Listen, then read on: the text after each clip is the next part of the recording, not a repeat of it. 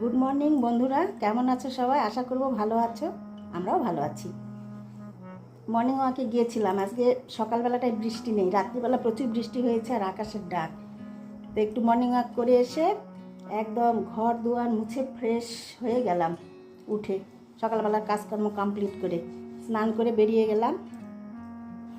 তো বলছি বন্ধুদের সঙ্গে গুড মর্নিংটা সেরে নিই। এখন পুজো করতে হবে। আজ বৃহস্পতিবার, অনেক কাজ রয়েছে। ঘরের নিত্য লক্ষ্মী পুজো। কালকে সন্ধ্যাবেলা প্রচুর বাসন মেজে রেখে দিয়েছি।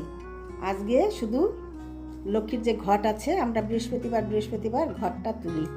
তো স্নান করলাম, ঘর তুলে ঘট মেজে নেব, নিয়ে পুজো করে নেব। আর কালকে আদার্স যেগুলো ছিল বাসনপত্র সবগুলো মেজে টেজে রেখে দিয়েছি। আর সকালবেলা ঝাড়ঝুড় মোছা কোছা একদম কমপ্লিট হয়ে গেছে। মর্নিং ওয়াক করে এসে স্নান করে বলছি বন্ধুদের সঙ্গে একটু কথা বলি। চুলগুলো খুব ভেজা, ছাদে যাওয়া যাবে না, একদম পিছিল হয়ে আছে। আজকে ছাদে যাবই না। স্যারকে বললাম, ফুল তুলে নিয়ে এসে দিয়েছে। ভীষণ পিছিল হয়ে গেছে বন্ধুরা। ঘরের মধ্যেই ফ্যানের হাওয়ায় শুকিয়ে নেব। হেয়ার ড্রায়ার করবো না, হেয়ার ড্রায়ার করলে চুলগুলো বেশি কড়কড়া হয়ে যায়। শ্যাম্পু করেছি, শ্যাম্পু করে স্নান করলাম, একদম সিল্কি হয়ে গেছে। তো চলো দেখতে থাকো সারাদিন কি করি, সবটুকু শেয়ার করব। ইচ্ছা আছে আজকে আবার একটু বেরোনোর। পুজো টুজো করে রান্নাবাড়ি কমপ্লিট করে নিব, নিয়ে স্যার মর্নিং স্কুল রয়েছে, যাবে, স্কুল থেকে আসবে। স্যার আস্তে আস্তে 1টা হয়ে যায়। তারপরে লাঞ্চ সেরে নিয়ে ইচ্ছা আছে একটু মার্কেটে যাওয়ার। তো চলো তাড়াতাড়ি করে কাজ টাজ কমপ্লিট করে নিই।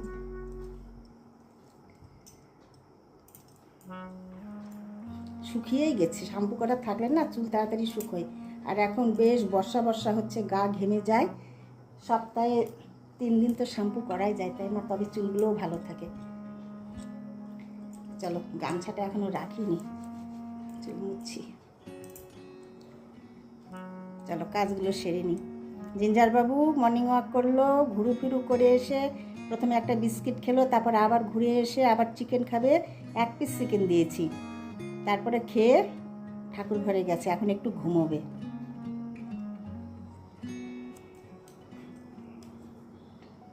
চলো, ঘেমে গেলাম, একটু আসন করছি। এখন বজ্রাসনে বসে রয়েছি। বজ্রাসন, গোমুখাসন, উষ্ট্রাসন, চক্রাসন, এই আসনগুলো আমি করার চেষ্টা করি বন্ধুরা। সবগুলোই করতে পারি, তবে চক্রাসনটা এখন একটু শরীরটা ভারী হয়েছে না, একটু অসুবিধে হয়। আসন করছি।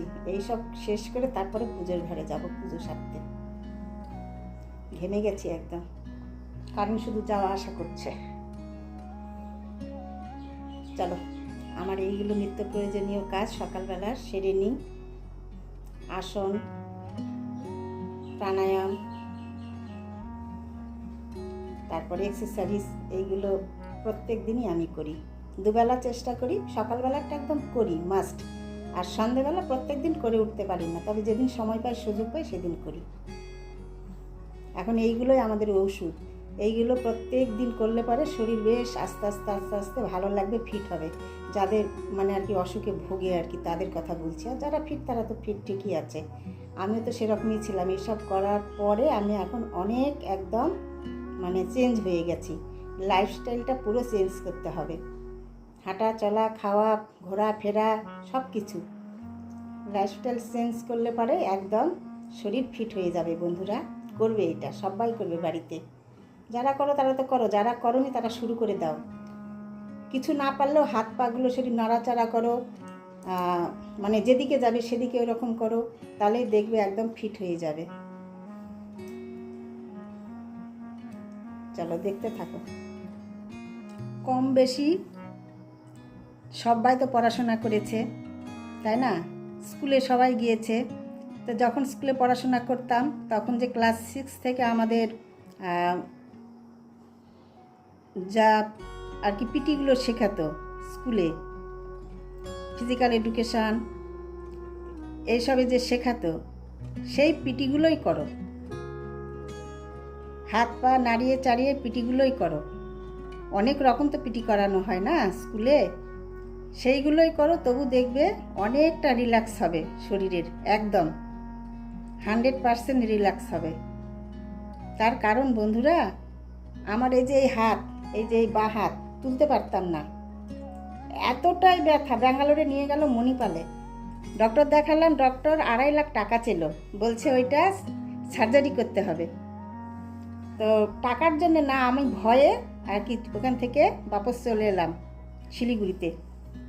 এসে আবার আমাকে নিয়ে গেল ফিজিওথেরাপি করতে। এখানেও আবার ডক্টর দেখালাম, ফিজিওথেরাপি। প্রত্যেক দিন আমার টাইমটা ছিল সন্ধেবেলা। তো বাড়ি থেকে নিয়ে যেত আমাকে, তো বাড়ি থেকে নিয়ে যাওয়ার সময় ড্রাইভার রেখে দিলাম, প্রত্যেক দিন নিয়ে যেত। কিছুদিন আগে ছেলে যখন ছিল বাড়িতে, ছেলেও নিয়ে যেত, তারপরে ড্রাইভার রেখে দিলাম। ড্রাইভারকে প্রত্যেক দিন দিতে হয় কেমন বলো, 300 টাকা করে নেয় প্রত্যেকটা দিন। আর যে আমাকে করাতো আর কি ফিজিওথেরাপি, সে নিত 400 টাকা করে। আবার তো গাড়ির তেল রয়েছে, ধরে নাও ম্যাক্সিমাম 1000 টাকা দিনে লাগতো। তারপরে আমি 1 মাস করলাম, 20,000 টাকা শুধু দিলাম ওই ফিজিওথেরাপি যে করে ওনাকে। কিছুই কাজের কাজ হলো না, একটা কিছুই হলো না। বরঞ্চ ফিজিওথেরাপি করতে গিয়ে কারেন্টের শক দিতে গিয়ে আমি মরে গিয়েছিলাম। আর আমি ভয়ে যেতে চাই না, তবু নিয়ে যেত, মানে উঠাতেই পারতাম না হাত, ওরে বাবারে ওরে মারে এত চিৎকার করতাম। তারপরে এরকম অবস্থায় হাঁটাচলা করাতে হবে, নিয়ে যেত রাস্তায়, ওই ন্যাশনাল হাইওয়ে রোডে নিয়ে যেত। তখন এর থেকে ছোট ছিল রাস্তাটা। তখন আবার একদিন কি হলো, উল্টে পড়ে গেলাম পাকার উপরে। উল্টে পড়ে গিয়ে এই যে ডান হাতে এই যে এটা একদম নড়ে গেল। প্রথমে তো ভাবছিলাম ভেঙে গেছে, আর কি হয়েছে বলো তো, তখন লাস্ট ডিসেম্বর, 31শে ডিসেম্বর, সেদিন একদম ডক্টর, নার্সিংহোম সব কিছুই বন্ধের মতো অবস্থা, যাওয়াও যায় না। বাড়িতে ওরকমভাবে একদিন থাকলাম, পরের দিন রবিবার, সেই দিনও যেতে পারলাম না, সোমবারে গেলাম, গিয়ে ডক্টর দেখালাম, এক্সরে করা হলো, তো বলছে আবার এটাও সার্জারি করতে হবে। কি কাণ্ড! তা আমি বলছি, ডক্টরবাবু আমি সার্জারিতে খুব ভয় পাই, এমনি কি করা যায় সেটা করুন। তারপরে উনি বলছে 1 সপ্তাহ ওষুধ খান, মাত্র 6টা আমাকে ট্যাবলেট দিয়েছিল। আর প্রত্যেক সপ্তাহে 3 দিন করে এক্সরে করতে হবে, আর রিপোর্টটা 1 সপ্তাহ পর ওনাকে দেখাতে হবে। এই করে আমি 1 মাস করলাম, করে দেখালাম, দেখানোর পরে আর সার্জারি করতে হলো না, ভালো হয়ে গেল। তো এই হাত দেখো, আমি এতটুকু উঠাতে পারতাম না, এই হাতও উঠাতে পারতাম না। এখন দেখো আমার একদম হাত, একদম দেখো এই যে কীরকম ওঠে বলো, এই দেখো। এখন চুল আঁচড়ানো, কাপড় মেলা, রান্না করা, সব একদম পরিবর্তন হয়ে গেছে। তাই বলি বন্ধুরা, কমেন্টস করবে, অনেক রকম গল্প রয়েছে আমার কাছে, মানে ভালো গল্প এগুলো। সবাই কি করে ভালো থাকবে, ফিট থাকবে। আমি অনেক চিকিৎসা করেছি, মণিপাল একদম হাত ধরা আমাদের ছিল, মানে কি বলবো, 3 মাসে একবার করে যেতাম। আর আমার ছেলে তো ব্যাঙ্গালোরে থাকে, ধরো ওইখানে গেলে পরে থাকা অসুবিধে হতো না, মানে প্রায় যায় এরকম, কিছুতেই কিছু হয় না। প্রচুর ডক্টর দেখিয়েছি, ওনারা আরও ভুলভাল ওষুধ দিয়ে নার্ভের আমাকে আরও কি বলবো, বিছানায় থেকে ওঠার ক্ষমতাই ছিল না। বাথরুমে একদিন মাথা ঘুরে পড়েও গেলাম। তারপরে যে আস্তে আস্তে এইসব করতে ধরে আমি এখন দেখছো তো তোমরা, প্রত্যেক দিন তো আমি ভিডিও বানাচ্ছি এই কারণেই, কীরকম আমি এখন চলছি, চলাফেরা করছি, ঘোরাফেরা করছি, তোমরা তো দেখতে পাচ্ছ, এই হলো রেজাল্ট। তাই বলছি সবাই একটু করো, ঘরে বসে শুয়ে না থেকে একটু সকালবেলা মর্নিং ওয়াক, হাত পা নাড়াচাড়া, একটু টুকটাক কাজকর্ম। আমাকে ডক্টর অনেক বোঝাতো, কিন্তু পারতাম না।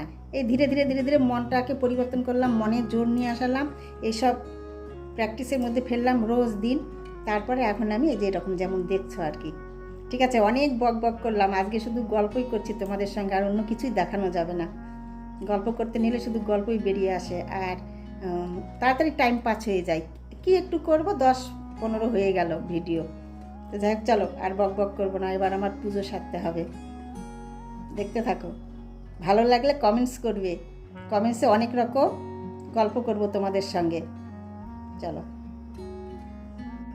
কালকে আমাদের এখানে হাটবার ছিল, আম নিয়ে এসছে, দেখো এই আমগুলো খুব ভালো, যশোরী বলে। 2 রকম নিয়ে আসছে, এই 1 রকম, আর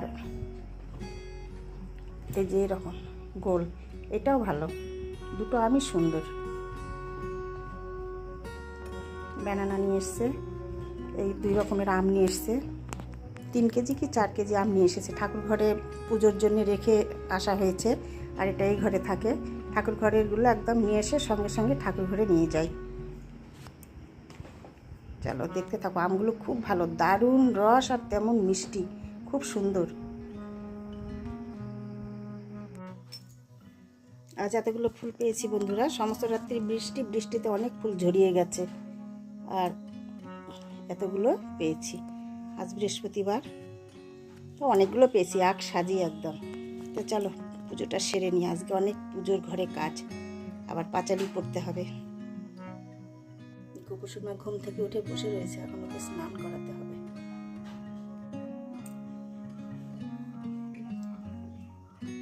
চন্দন নিলাম, ফুলের উপরে দিয়ে দিলাম।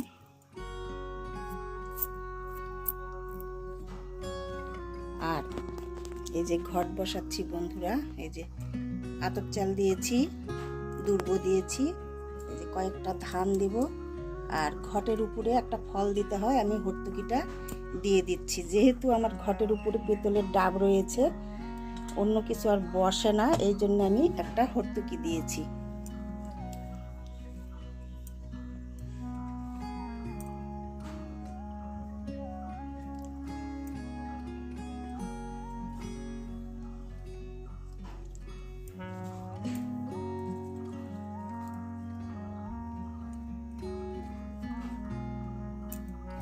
এবার আমি ঘরটা বসিয়ে দেব।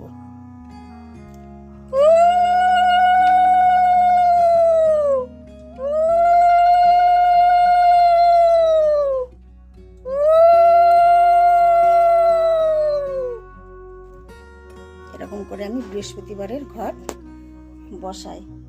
অনেক রকম আমি করি না, যেটা প্রত্যেক দিন আমি করতে পারবো, চালাতে পারবো, সেটাই আমি করি বন্ধুরা। আজকে যে বসালাম, আবার সামনে বৃহস্পতিবারে ঘট তুলিয়ে আবার মেজে ঘষে আবার বসাবো। আর এই 7 দিনের মধ্যে শুধু ফুল দেব ঘটে, আর ঘটে হাতি দেব না। এরকম সিস্টেমে আমি পুজো করি। চলো এখন জোগাড় করে নিই, তারপরে আবার তোমাদের সঙ্গে লাস্টে শেয়ার করছি। গোপুসোনাকে স্নান করানো হয়নি এখনো, স্নানের জল টল সব রেডি করে নিয়েছি, এখন গোপুসোনাকে স্নান করাবো। চলো, গোপুসোনা দেখো স্নান করে একদম সিংহাসনে বসে পড়েছে। আজকে ছাদ বাগানে বন্ধুরা এত অপরাজিতা ফুটেছে, কি বলবো, মনে হয় সাজি ভর্তি হয়ে যাবে। তবে সমস্ত রাত্রি বৃষ্টিতে কয়েকটা ছিঁড়েও গেছে। তো দেখো পিছন দিকটা আমি অপরাজিতাদের সাজিয়ে দিয়েছি, মনে হচ্ছে ময়ূর একদম পাখনা ছড়িয়ে বসে রয়েছে, তাই না বলো? অপূর্ব সুন্দর লাগছে, তোমরাও দর্শন করে নাও। পুজো হয়নি, সবেমাত্র স্নান করে গোপুসোনা বসেছে। তোমাদের একটা কথা আজকে বলি, যে সব থেকে পুজোর ঘরের ইনগ্রিডিয়েন্টস কি বলো তো বন্ধুরা? এই যে প্রদীপ, এই প্রদীপ, আর এই যে দেখো শঙ্খ। শঙ্খটা প্রত্যেক দিন পারলে পরে পরিষ্কার করে নেবে, না পারলে বৃহস্পতিবার একদম মেজে নেবে সার্ফের জল করে। আমি এই যে বৃহস্পতিবার একদম মেজে টেজে কমপ্লিট করে নিয়েছি। আমার এই কালারটা এরকমই শঙ্খের, কিন্তু দেখো একদম সুন্দর পরিষ্কার। শঙ্খ সবসময় পরিষ্কার রাখবে, আর প্রদীপটা পরিষ্কার রাখবে, পরিষ্কার রাখার চেষ্টা করবে। তবে হয়তো আজকে পুজো করলাম, অনেকগুলো তেল রয়ে গেল, নতুন সলতা রয়ে গেল, ওই বেলা দেবো। পরের দিনও এক একদিন যদি কারো ইচ্ছে না হয় রেখে দিতে পারো, কিন্তু বৃহস্পতিবার অবশ্যই পরিষ্কার করে নিতেই হবে। আমাদের মেন উপকরণ পুজো ঘরের প্রদীপ আর এই শঙ্খ, নিত্য প্রয়োজনীয় শঙ্খ যদি বাজাতে পারো বাড়িতে দুবেলা পুজোর পরে, তবে খুব ভালো, একদম মানে পজিটিভ থাকবে। আর এই যে একটা করে কর্পূর দিবে প্রদীপে, মাস্ট। তবে প্রত্যেক দিন যদি কেউ না পারো, স্যাটারডেতে দেবেই, কিন্তু মুখে ওই বারের নামটা পট করে নিতে হয় না। স্যাটারডে মানে তো বুঝতেই পারছো, শনিবারের দিন বলে দিলাম তোমাদের। পরিষ্কার পরিচ্ছন্ন সন্ধেবেলা সকালবেলা এই কর্পূর দেবে, দিয়ে ঠাকুরকে আরতি করে নেবে, মাস্ট। খুব ভালো সংসারের জন্য, নেগেটিভ এনার্জি একদম বাইরে বেরিয়ে যাবে। আর শঙ্খটা সবসময় পরিষ্কার রাখবে। যাই হোক, এই দুটোই আজকে বললাম। কমেন্টস করবে, অনেক গল্প আছে বলার, বারবার আমি বলছি, অনেক রকম গল্প রয়েছে। চলো এখন পুজো সেরে নিই, এখনও জোগাড় করিনি, নৈবেদ্য জোগাড় করতে হবে। আমার বৃহস্পতিবার আবার আতপ চাল দিই, প্রত্যেকটা নৈবেদ্য থালাতে আতপ চাল দিয়ে এখন ফলমূল দিয়ে সাজিয়ে দেবো।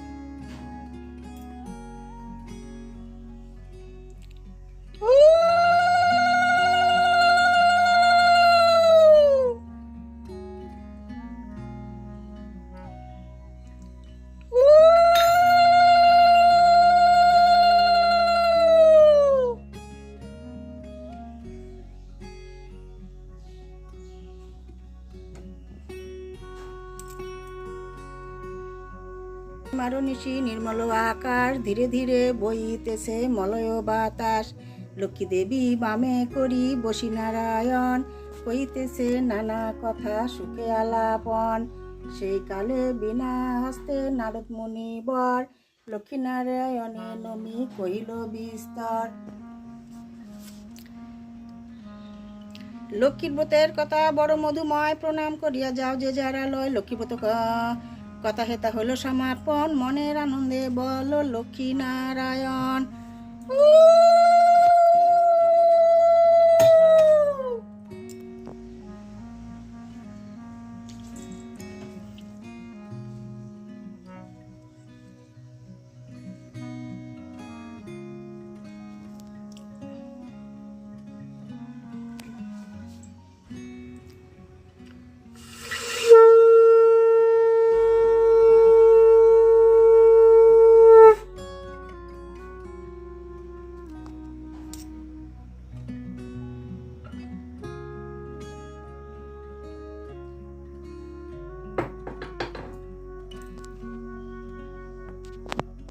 নারায়ণ কৃষ্ণ বিষ্ণু নিরাশ্রয় মাং জগদীশ রক্ষক। হরে কৃষ্ণ কৃষ্ণ কৃষ্ণ হরে হরে, হরে রাম রাম রাম হরে হরে। পুজো কমপ্লিট হয়ে গেল বন্ধুরা, গোবিন্দ দর্শন করো। বৃহস্পতিবারের পুজো আমি এরকম ভাবে করি। প্রভু সবাইকে ভালো রাখুক, সুস্থ রাখুক। আর বন্ধুরা, আমি আর ভিডিওটি বড় করব না, এখানেই রাখবো, অনেক বড় হয়ে গেছে। আজকে সকালবেলা তোমাদের সঙ্গে অনেক গল্প করেছি। তো চলো, তোমাদের সঙ্গে দেখা হবে আবার পরের ভিডিওতে। তোমরা ভালো থেকো, সুস্থ থেকো। আর আমার ভিডিওগুলি ভালো লাগলে লাইক শেয়ার সাবস্ক্রাইব করে দেবে, পাশে থাকবে। আজকের মতো তোমাদের সবাইকে আজকে আম, কলা, আতপ চাল, মিশ্রি দিয়ে পুজো সেরে নিলাম বন্ধুরা। ছাদ বাগানের ফুল একদম দেখো, আমার সিংহাসন একদম ভর্তি হয়ে গেছে। কি যে ভালো লাগে না পুজো করতে। ভিডিও শেষ করার পরে আবার তোমাদের সঙ্গে একটু শেয়ার করছি, খুব ভালো লাগে। নিজে হাতে গাছের ফুল তুলে নিয়ে এসে ছাদ বাগানের একদম অর্গানিক ফুলে পুজো, খুব ভালো লাগে। একদম ভর্তি হয়ে গেছে। আর আমি সব ঠাকুরের নামে নামে থালা দিই বন্ধুরা। নৈবেদ্যর প্রথম থেকে শুরু করেছি, এরকমভাবেই করি। আর স্টিলের থালাতে পুজো করি, আগের থেকে স্টিলের থালাতে করে এসেছি, ওইটাই আর কি রয়ে গেছে। আমি কিনেছি পেতলের থালা, কিন্তু স্টিলেরগুলোতেই করি, মাঝে মধ্যে দিই পেতলের। আজকে আর ভিডিওটা অন্যদিকে নিয়ে যাব না। সকালবেলা তোমাদের সঙ্গে গল্প করেছি, আর এই পুজো এটুকুই ভিডিওতে থাকবে, অনেক বড় হয়ে যায় বন্ধুরা। তার জন্য এইখানেই আজকে আমি ভিডিওটি রাখলাম। পুজো কমপ্লিট হয়ে গেল। চলো এখন ওই ঘরে গিয়ে অনেক কাজ রয়েছে, কাজ